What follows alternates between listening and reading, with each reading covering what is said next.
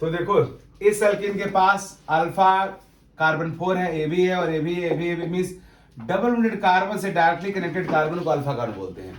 Alpha carbon 4 है, alpha hydrogen कितना हो गया यहाँ पे 12 हो गया, हाइपर कंजुगेटिंग हाइड्रोजन में 12 हो गया। तो स्टेबिलिटी हमारे एल्कीन का, stability of alkene is directly proportional to alpha hydrogen होता है, अल्फा हाइड्रोजन और हाइपर कंजुगेटिंग हाइड्रोजन। तो ऊपर से नीचे स्टेबिलिटी क्या होगा, बढ़ेगा, स्टेबिलिटी इंक्रीजेस, राइट। तो यह हुआ हमारे अल्कीन के अंदर हाइपर कंजुगेशन। लेकिन ये हाइपर कंजुगेशन ऐसा नहीं कि ओनली अल्कीन में ही होता है। हाइपर कंजुगेशन अल्कीन के अलावा और भी प्लेसेस पे होता है, मींस अल्काइन में भी होता है, हाइपर कंजुगेशन कार्बोकटायन में भी होता है, हाइपर कंजुगेशन कार्बोफ्रेडिकल में भी होता है, हाइपर कंजुगेशन इस सब जगह पे होता है। Hyperconjugation alkene, alkyne, carbocation, carbon free radical में होता है। तो ये था अल्कीन के अंदर का हाइपर कंजुगेशन। किसी भी अल्कीन के पास जितना ज्यादा अल्फा हाइड्रोजन होगा उतना ज्यादा उसके पास हाइपर कंजुगेटिंग हाइड्रोजन होगा, मींस जितना, और क्योंकि अल्फा हाइड्रोजन को ही हाइपर कंजुगेटिंग हाइड्रोजन बोलते हैं। और इस तरीका से अल्कीन के स्टेबिलिटी के लिए रिस्पॉन्सिबल है हाइपर कंजुगेशन। अब hyper conjugation in carbocation, carbocation में देखते हैं हाइपर कंजुगेशन कैसे होता है।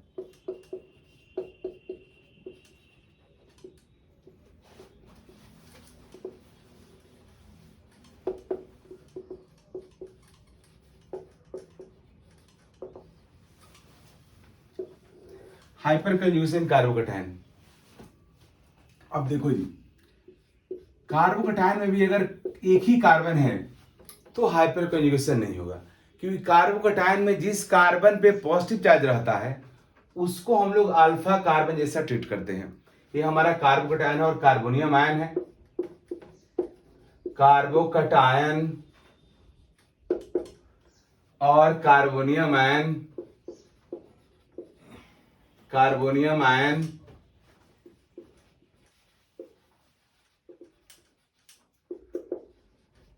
राइट। ये कार्बोकटायन और कार्बोनियम आयन है, जिस कार्बन में पॉजिटिव चार्ज है उसको मानते हैं हम लोग अल्फा कार्बन जैसा। तो यहाँ पे कोई उसको मानते हैं फंक्शनल कार्बन जैसे, ये हुआ फंक्शनल कार्बन, इससे जो डायरेक्टली कनेक्टेड होगा वो कहलाता है अल्फा कार्बन। तो इसके पास तो कोई अल्फा कार्बन है ही नहीं।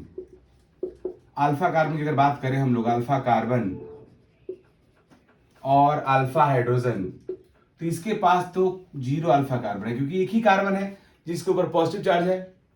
तो अल्फा हाइड्रोजन भी यहाँ पे जीरो है, तो यहाँ पे हाइपर कंजुगेशन नहीं होगा। लेकिन अगर इस तरह का हमारा कार्बोकटायन है, पॉजिटिव चार्ज इस पे है, तो पॉजिटिव चार्ज वाले कार्बन को फंक्शनल कार्बन जैसा ट्रीट करते हैं, और वो जिससे डायरेक्टली कनेक्टेड होगा अल्फा कार्बन होगा। तो इसके पास 1 अल्फा कार्बन है और अल्फा हाइड्रोजन कितना है जी, 3 है। मींस यह मॉलिक्यूल के अंदर, इस कार्बोकटायन के अंदर हाइपर कंजुगेशन होगा। कैसे होगा मैं आपको दिखाऊंगा, लेकिन अभी मैं बता दे रहा हूं। अब अगर हमारा यह कार्बोकटायन है, इसके पास अल्फा कार्बन 2 है, इसके पास अल्फा कार्बन 1 है और इसके पास अल्फा कार्बन 2 है, अल्फा कार्बन 2 है, अल्फा हाइड्रोजन कितना हो गया 6। यह हमारा कार्बोकटायन है। इस कार्बोकटायन में एक कार्बन प्लस वाला 3 कार्बन से कनेक्टेड है, तीनों हुआ अल्फा कार्बन, और तीनों के पास 3 हाइड्रोजन है, तो 9 हुआ अल्फा हाइड्रोजन। यहाँ पे 3 alpha carbon, 9 alpha hydrogen.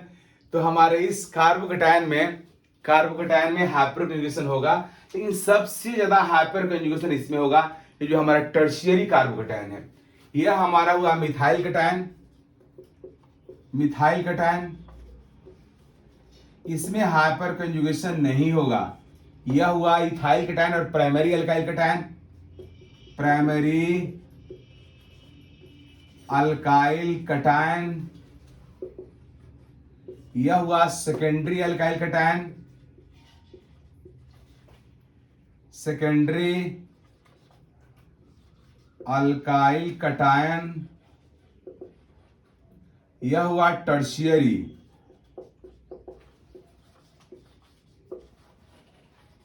Alkyl cation.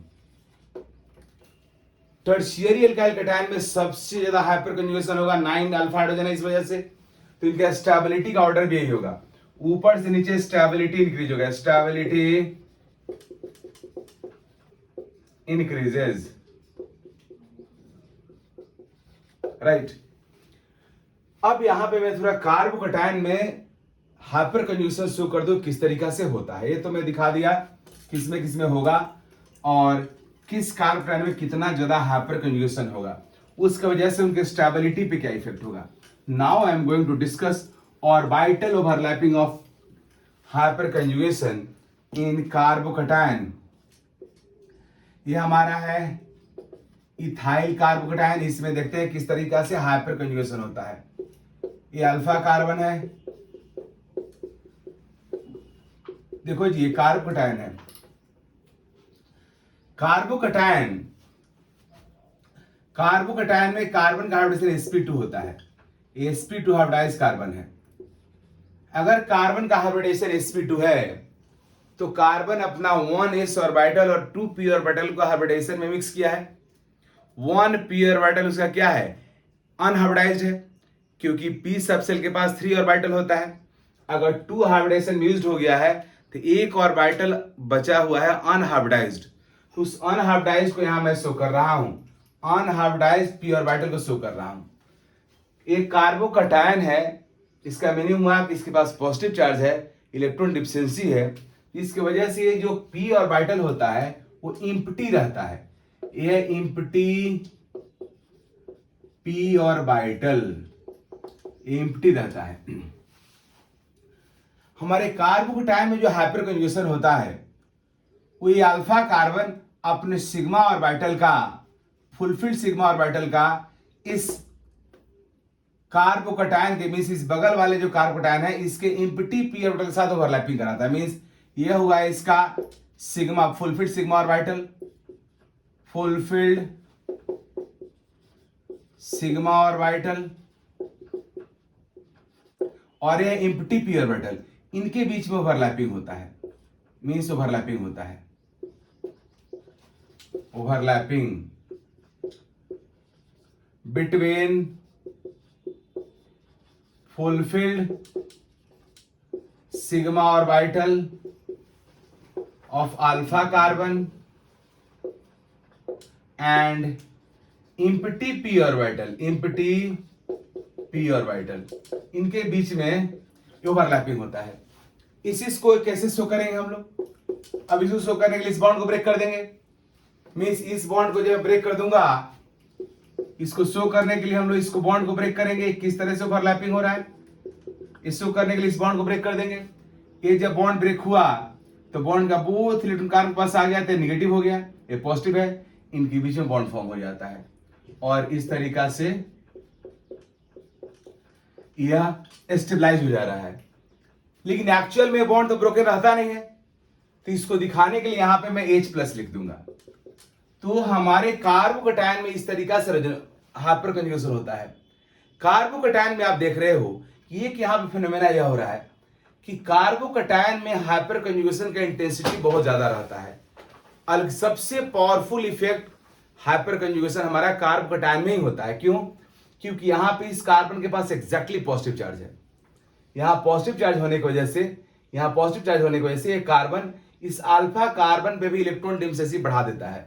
इस अल्फा कार्बन के इलेक्ट्रॉन को अपने तरफ अट्रैक्ट करके इसके पास इलेक्ट्रॉन डिफिशिएंसी बढ़ा देता है। इसलिए यह alpha carbon easily alpha carbon hydrogen bond के इलेक्ट्रॉन को अट्रैक्ट कर लेता है और अट्रैक्ट करके इस कार्बोकटायन की तरफ पुश कर देता है, जिसकी वजह से यहाँ पे हाइपर कंजुगेशन काफी डोमिनेंट इफेक्ट होता है। कार्बोकटायन में हाइपर कंजुगेशन डोमिनेंट इफेक्ट होता है क्योंकि यहाँ पे एक कार्बन पे एग्जैक्ट पॉजिटिव चार्ज रहता है, जिसकी वजह से अल्फा कार्बन पे इलेक्ट्रॉन डिफिशिएंसी बढ़ जाता है और अल्फा कार्बन पे जितना ज्यादा इलेक्ट्रॉन डिफिशिएंसी होगा, अल्फा कार्बन उतना इजीली, उतना इफेक्टिवली अपने हाइड्रोजन के बॉन्डेड इलेक्ट्रॉन को अट्रैक्ट करेगा और ये कार्बन इस बॉन्ड के इलेक्ट्रॉन को जितना ज्यादा अट्रैक्ट करेगा उतना ज्यादा इधर पुश करेगा, जितना इधर पुश करेगा उतना ज्यादा क्या होगा, हाइपर कंजुगेशन होगा। इसलिए कार्बोकैटायन के अंदर हाइपर कंजुगेशन बहुत स्ट्रॉन्ग इफेक्ट हो जाता है।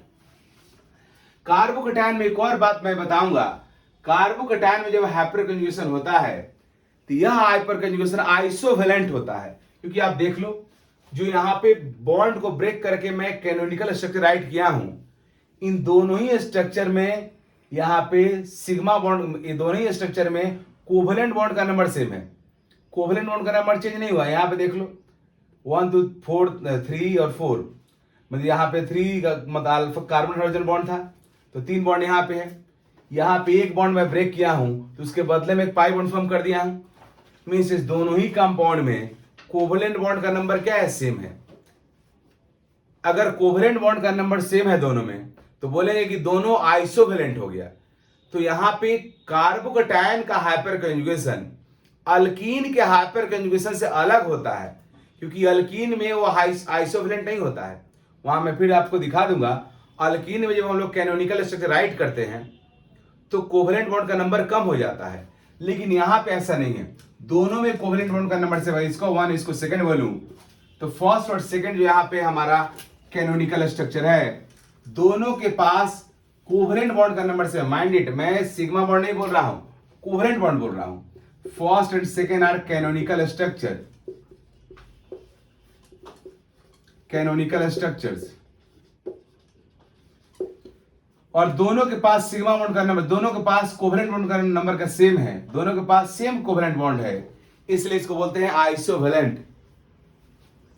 First and second are isovalent, इनके पास नंबर सेम है, कोवेलेंट बॉन्ड का नंबर सेम है, इसलिए हम लोग hyperconjugation in carbocation is called isovalent hyperconjugation. यह आइसोवेलेंट है क्योंकि कोवेलेंट बॉन्ड का नंबर सेम है, यहां पे same covalent bond, same number of covalent bond, covalent bond, इसलिए इसको हम लोग बोलते हैं isovalent hyper conjugation.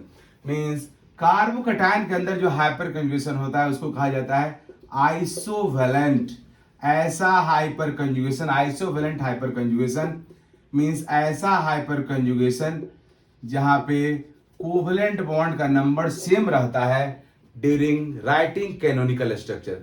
Canonical structure लिखने के ड्यूरिंग कोवेलेंट बॉन्ड का नंबर चेंज नहीं होता है, जबकि अल्कीन में ऐसा नहीं होता है।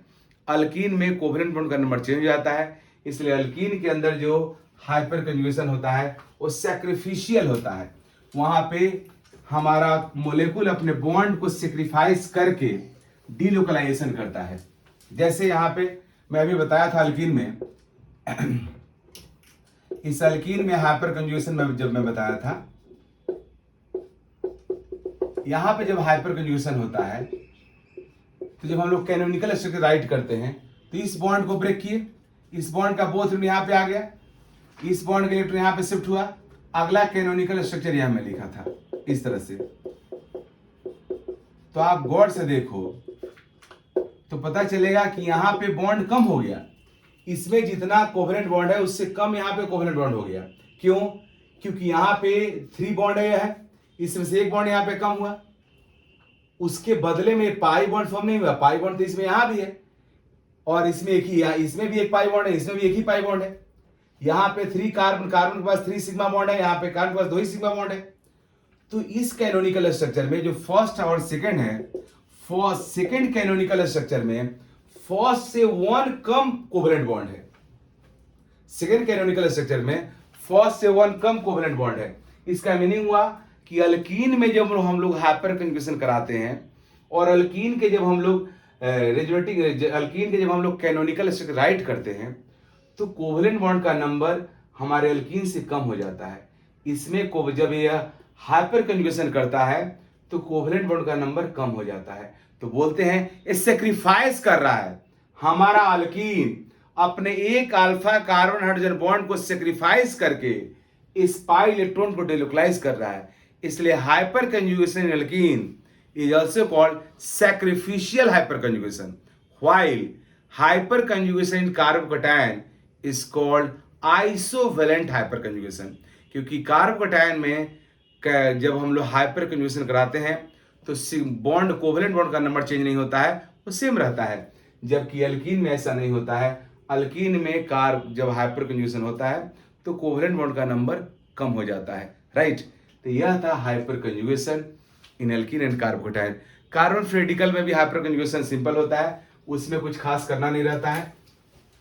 और फ्री रेडिकल में हाइपर कंजुगेशन बहुत डोमिनेटिंग इफेक्ट नहीं होता है, फिर भी होता है, उसको भी डायरेक्टली समझ सकते हो आप सब। हाइपर कंजुगेशन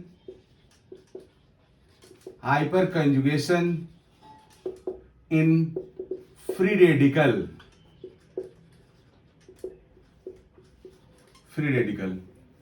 जब कार्बन के पास 1 इलेक्ट्रॉन बॉन्डेड हो और 3 बॉन्ड हो तो उसको हम लोग फ्री रेडिकल बोलते हैं। यह हुआ फ्री रेडिकल। क्यों हुआ जी? ये रेडिकल है, रेडिकल हम लोग उसको बोलते हैं जो किसी स्टेबल कंपाउंड का पार्ट होता है लेकिन खुद स्टेबल नहीं होता है। और फ्री रेडिकल इसलिए बोल रहे हैं क्योंकि ऐसा रेडिकल है जिसके ऊपर कोई चार्ज नहीं है, इसलिए इसको बोलते हैं हम लोग फ्री रेडिकल। अब यहां भी हाइपर कंजुगेशन होगा। फ्री रेडिकल में जिस कार्बन पे अनबॉन्डेड इलेक्ट्रॉन रहता है उस कार्बन को हम लोग अल्फा कार्बन जैसा ट्रीट करते हैं, राइट। तो यहां भी सेम कहानी होगा कार्बोकेटायन जैसा।